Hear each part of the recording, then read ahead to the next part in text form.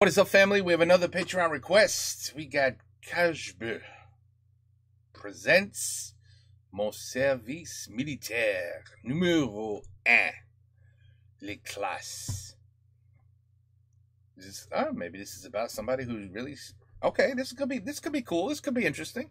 Somebody who was in the military and wants to explain what he went through and how it works. I'm interested. I'm intrigued. Let's go.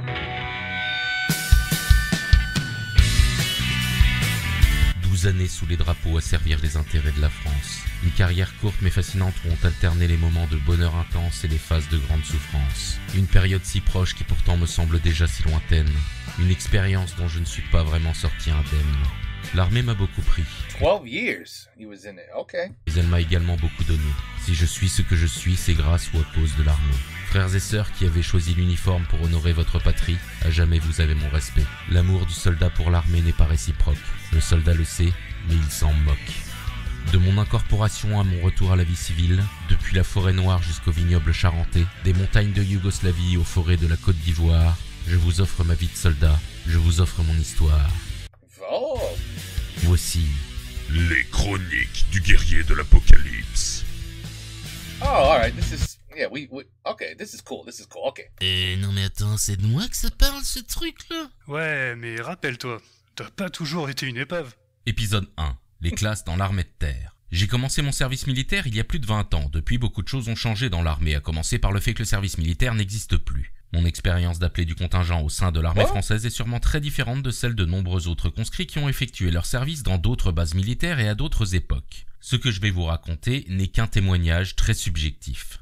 En 1997, je suis en terminale scientifique au lycée Guillaume Apollinaire à... Attends, mais merde, 2 secondes tu m'as donné. En 1997, je suis en terminale... Oh wow, just a kid, man, just a kid. But yeah, you know how it works, right? Oh no, you're how old? You can't drive yet. But you could go to another country and fight and die for your country. That's okay.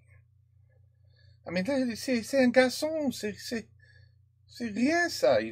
17 peut-être, 16 ans.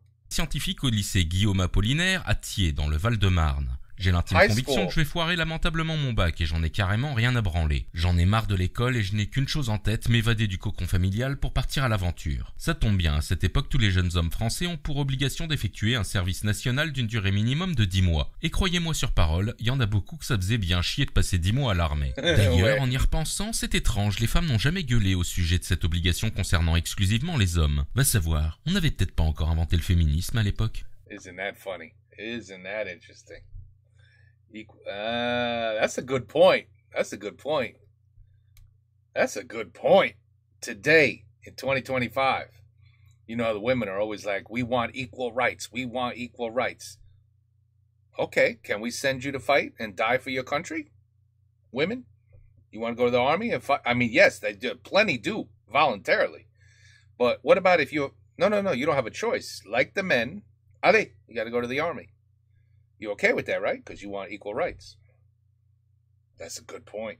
En ce temps-là, je rêvais de faire carrière dans la gendarmerie et je voyais dans un service militaire au sein de l'armée de terre le moyen efficace de m'endurcir, d'abandonner ma condition de couille molle de lycéen pour devenir un dur à cuire afin d'être en parfaite forme physique pour passer le concours d'entrée en gendarmerie. Je reçois donc une convocation pour ce qu'on appelait les 3 jours, le rendez-vous obligatoire de tout futur appelé du contingent. Il s'agissait d'une batterie de tests physiques et psychologiques dont le but était de déterminer si vous étiez apte ou non à effectuer votre service national. À l'issue de ces tests, on vous demandait de formuler 3 choix de corps d'armée où vous désiriez effectuer votre service. À cette époque, j'ai 19 ans et je suis complètement taré. Je veux de l'action et si possible tuer des tas de gens. C'est donc en toute logique que je demande, dans cet ordre, l'infanterie, l'artillerie ou les chars.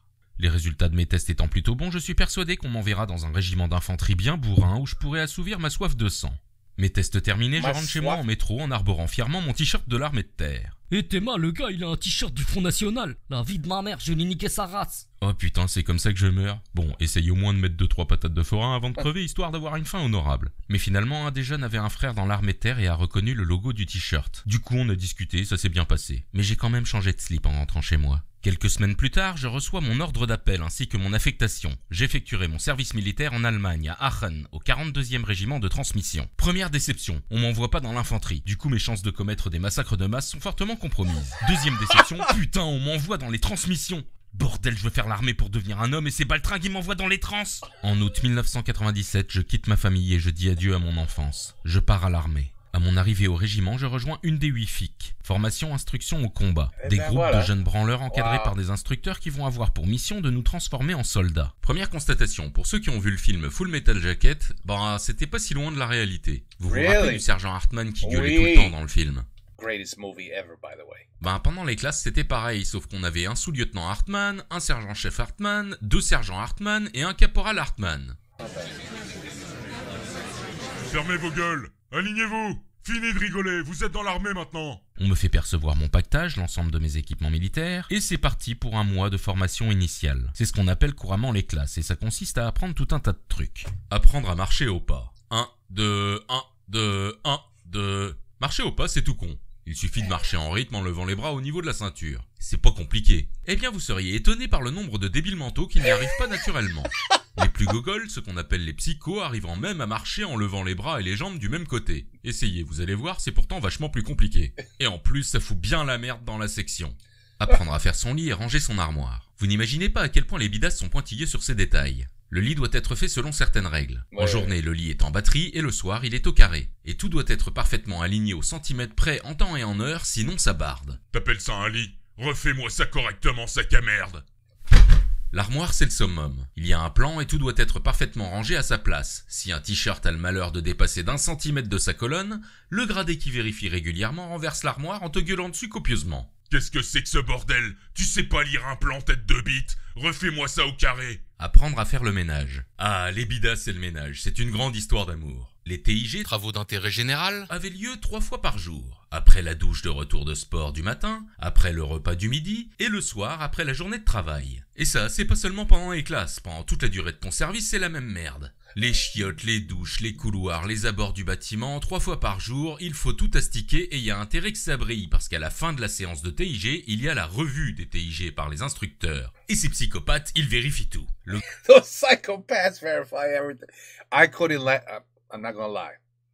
Me and my attitude and my defiance against authority, I would not do well in the army. I don't think I would last even a week, to be honest with you. Not even a week. And it's too bad because I know if I could, of course not at this age, but if I was 18, I know it would have did me some good. It would have. I was a mess as a child. Not as a child, as a teenager, I was a mess. I could have used a good army. I could have used a good ass whooping. But anyway, it turned out okay. It's all right. It's not the end of the world. I didn't go to jail. I didn't kill nobody. See, so I'm just, I'm a law-abiding citizen, so it's not that bad. But anyway, I know what he's saying. This really does. It forms you into something you will be the rest of your life. Gradé se balade un peu partout pour vérifier la propreté. S'il reste la moindre trace de poussière, c'est reparti pour 1 heure de ménage. Le mec pousse le vis jusqu'à vérifier les plaintes avec son béret. Et forcément, il trouve toujours quelque chose à redire. Il y a toujours un poil de couille qui est resté dans un coin de chiotte. On en finit par se demander si cet enfoiré se balade pas avec une petite boîte remplie de poils pubiens pour faire chier le monde et t'obliger à astiquer encore 1 heure avant de te laisser tranquille. Et évidemment, c'est le soir qu'ils sont le plus chiants, histoire de te laisser dormir le plus tard possible. Apprendre à entretenir sa tenue. La tenue militaire doit être impeccablement repassée chaque jour. Il faut faire des plis sur le pantalon et la veste à des emplacements bien précis, au millimètre près. Les rangers doivent être cirés et il y a intérêt que ça brille. L'hygiène corporelle est également une préoccupation majeure. Et c'est pas un mal parce qu'on avait l'impression que pas mal de pouilleux découvraient le savon en arrivant à l'armée. Le soldat doit se raser tous les matins et pas question d'avoir la barbe ou la moustache. À notre arrivée, on nous a tous tondu le crâne en nous laissant 1 millimètre. Je me rappelle même avoir vu des mecs pleurer chez le coiffeur la première fois. Apprendre la hiérarchie. La hiérarchie est un concept extrêmement important dans l'armée de terre. Et quand tu débarques, forcément, t'es tout en bas et on n'oublie surtout pas de te le rappeler en permanence en te gueulant dessus pour un oui ou pour un non. Les règles d'or à appliquer pendant les classes sont dans le doute, ferme ta gueule et réfléchir, c'est désobéir. En gros, tu te contentes d'obéir aux ordres sans jamais tenter de discuter et comme ça se passe mieux. Quand tu t'adresses à un supérieur, il faut obligatoirement mettre son grade dans la phrase. Sergent, je peux aller aux toilettes s'il vous plaît? Non, t'attendras la pause comme tout le monde du coup. qu'on la joue. Il y a plusieurs méthodes pour monter en grade pour un appelé. Déjà, il y a les mecs qui ont fait des études supérieures, du style école d'ingé. Eux, ils avaient la possibilité de faire leur service en tant qu'officier. Ça, c'était la super classe. Les gars faisaient leur service comme les autres, mais ils avaient le droit de gueuler sur tout le monde. Oh, le rêve. Mais bon, moi, j'avais même pas réussi à avoir mon bac, alors pas la peine d'y penser. Une autre méthode consistait à se taper le PEG, peloton d'élèves gradés. Un mois de classe supplémentaire pour entrer en unité avec le grade de caporal. Et pour les plus motivés, il y avait le PESO, peloton d'élèves sous-officiers. Encore un mois supplémentaire pour faire son service en tant que sergent. Malheureusement, dans mon régiment, les places étaient réservées à ceux qui étaient pompiers volontaires dans le civil, donc j'y ai pas eu le droit non plus. J'ai donc dû me contenter de la troisième méthode, l'avancement au mérite, qui finalement était la plus gratifiante car il s'agissait de faire ses preuves, de montrer ses compétences et sa motivation afin de sortir du lot pour décrocher des galons. Apprendre à chanter. Et oui, dans l'armée de terre, quand on se déplace en groupe, on chante en rythme. Et pendant les classes, on se déplace pratiquement toujours en ordre serré, donc on chante tout le temps quand on marche. Et quand on est tout seul, eh bien on marche pas, parce que pendant les classes, tout déplacement individuel s'effectue au pas de course. Espèce de gens foutre, tu vas te bouger le cul si tu veux pas te ramasser ma Rangers dans le trou de balle. I could never.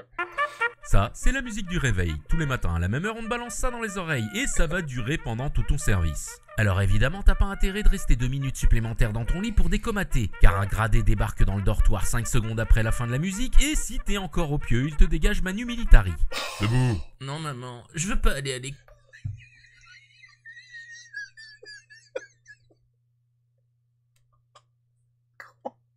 Ce matin. Bouge ton cul, sac à merde. Apprendre à tirer, démonter, remonter et entretenir son arme. Oh, Il y a un shit. lien particulier entre un soldat et son fusil. Au début des classes, tu reçois un FAMAS, et ce FAMAS sera ton FAMAS pendant toute la durée de ton service. Hormis les armuriers, personne d'autre n'y touchera. Lors de la première séance de tir, on effectue des réglages pour adapter les organes du visée du fusil à la visée du soldat. Ton fusil, c'est ta vie, et c'est rien de le dire. No, but it's exactly like the movie. À partir du moment où tu le perçois, tu le gardes en permanence sur toi, et si tu le poses, tu gardes les yeux dessus, car le grand jeu dégradé qui t'encadre, c'est d'essayer de te piquer ton flingue à la moindre occasion. Et s'ils y arrivent, là, tu morfles. Il est où ton FAMAS, tête de gland? Fais-moi 50 pompes, raclure de chiottes. Sur le terrain, tu dors avec ton flingue dans ton sac de couchage, et c'est pas particulièrement agréable, mais avec le temps on s'y fait. Il faut maîtriser à la perfection le montage-démontage de son arme, car après chaque utilisation, il y a la sacro-sainte séance de nettoyage armement. Et un FAMAS, ça s'encrasse à une vitesse hallucinante. Cette saloperie a des trous partout, et il y a de la merde qui entre par tous les orifices.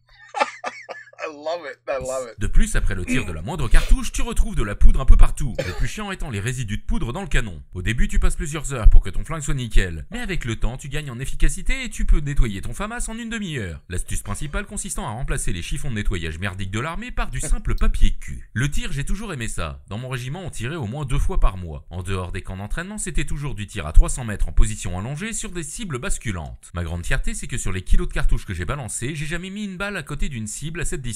Et pourtant, croyez-moi, une cible de taille humaine à 300 mètres, c'est pas bien gros. Elle est où la cible là? Apprendre à faire du sport. Contrairement à une idée reçue, la qualité principale d'un soldat n'est pas d'être un bon tireur, mais plutôt d'être sportif. Et le sport roi dans l'armée de terre, c'est la course à pied. Tous les matins, tu te tapes un footing de 8 à 10 km après le petit déjeuner. Et là, il y a des groupes qui se forment, car tout le monde n'a pas les mêmes capacités physiques. Mon père était militaire dans la marine nationale et c'était lui-même un grand sportif. Il m'a donc entraîné pendant les 6 mois précédant mon service militaire en m'emmenant courir tous les jours. Du coup, ça m'a beaucoup aidé pour la suite. Le physique parfait pour un soldat, c'est ce qu'on appelle le chat maigre. Des gars musclés et endurants, mais sans masse superflue. Comme le superbe spécimen de mâle alpha que vous pouvez admirer en ce moment. Footing, pompe, traction, parcours du combattant, marche de nuit, close combat, ça arrêtait pas. Et c'était bien. On avait la vingtaine et c'était la bonne période pour se mettre au sport. À cet âge, la masse musculaire se développe rapidement. Pendant mon service, j'ai pris 10 kilos de muscles sans aller à la salle ni prendre de compléments alimentaires. Même les gras du bide perdaient du poids à vue d'œil et en un temps record, ils faisaient des progrès. Yeah, maybe the army would have did me good. Hallucinant. C'était ça le truc génial avec le service militaire, c'est qu'on n'avait pas le choix. Et même si c'était très douloureux pour certains au début, améliorer sa condition physique, c'est toujours une bonne chose. Apprendre à se soumettre à l'autorité. Pendant les classes, tu te retrouvais complètement coupé du monde extérieur. Pas de télé, pas de radio, pas de téléphone portable. On a eu le droit à un week-end de permission au milieu du mois d'instruction, mais en dehors de ça, aucun temps libre. Pas le droit de sortir de la base, pas même le droit de sortir du bâtiment sans permission. Ce mois d'instruction avec ses règles très strictes avait pour but de faire entrer la discipline militaire dans le crâne de tout le monde. Si les instructeurs gueulaient tout le temps, c'était pour briser le moral des fortes têtes. Et devinez quoi, ça marchait très bien, tout le monde rentrait dans le moule, pour la simple raison que si tu veux jouer les rebelles, tu vas en chier encore plus. Donc faut se résigner et obéir. Une fois ce principe de base bien assimilé, les choses deviennent beaucoup plus simples. Et si tu fais ce qu'on te dit et que tu fermes ta gueule, tout se passe bien.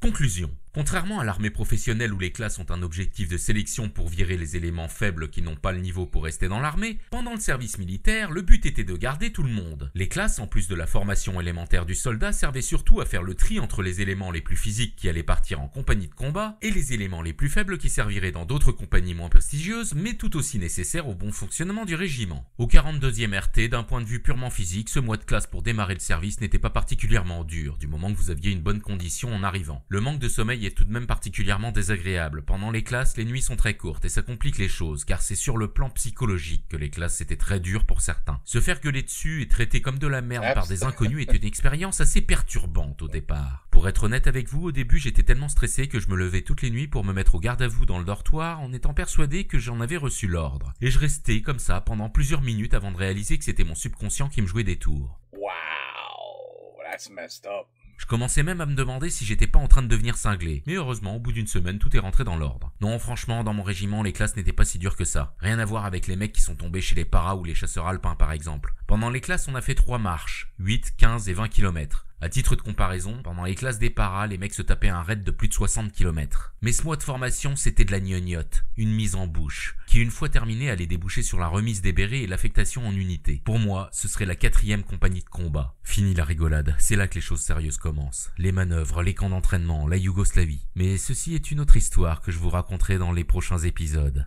Allez, à bientôt la bleusaille. Combien de fois ton parcours cette petite piste, traversant la lande lorsque le jour se lève. Wow. Cool video, man. Cool video. Very well explained. My goodness. Yeah, no, I could never, no. Et la bouffe. Oh, la bouffe. C'est la merde, la bouffe. No, I couldn't do it. I just couldn't do it. I couldn't do it. I would say, hello, how you doing? He would say, hey, what's up, you piece of shit? Get down and do me 50. I would get up and say, what? Go fuck yourself. Oh, and I just got my ass whooped and kicked out of the army in literally 10 minutes. That would have been the end of that. So, yeah, I could not do it. But, they have to be that way. At the end of the day, you have to realize they are trying to mold. They're trying to mold. Same thing in Black and Full Metal Jacket. It's the same exact. Listen, what he said described the movie, and the movie described what he said. Scary, very scarily close. Very scary the way they were 100% almost the same, which is crazy. That means that, holy crap, Full Metal Jacket, you're trying to make something look even, more amazing to the viewer, more like, oh my God, more unbelievable. But he just kind of just said, everything he just kind of said makes me think, holy crap, Full Metal Jacket is more or less legit. That's how it is, really. Ooh, that's crazy. But at the end of the day, what they're trying to do, they don't care about you. They don't care about you. At the end of the day, they want a killing machine. And that's all they want from you. They don't even want you to blink and think, oh, I might die or I might get hurt. No, they want you brainwashed where kill, kill, kill. Go and kill the enemy at all costs. Nothing else matters. And you're not going to get somebody to think that way by saying, good morning. Get up. Oh, no. You're tired? You could sleep an extra 30 minutes. It's okay. We'll keep breakfast warm for you. Yeah, no, the army doesn't work like that. So I understand why they have to be such assholes. Because they're forming, they're forming a killing machine. They don't want a friendly killing machine. They want a pissed off, angry, insane lunatic killing machine. That's their favorite kind. But anyway, some people are built for this and others aren't. I mean, would I want to defend my country? Absolutely. But would I want to go through all the training? No. Can't you just give me a gun and I'll practice at a target? I'll practice in my backyard at a target. And then when I can hit the bullseye, okay, I'm ready to help the country. No, it doesn't work that way. Yeah, I know. Okay. Well, anyway, really cool video. Seriously. Mon service militaire partie 1, les classes. Very good. Oh, God, yeah, there's lots of classes, that's for sure. And he's right, though. If you earn it strictly by them noticing how damn good of a soldier you are, way more satisfying than getting ranked up in another way. I agree there. Anyway, I think we have a couple more to do, too. Maybe not particularly this one. You know, War Heroes. Yes, I believe there's another War Heroes I have to do. It's the same, right? It's the same kind of series. War Heroes. And then this guy explaining, Caliber. Caliber. Maybe it's the same. I don't know. Good video, though. Take care. Peace out. À la prochaine.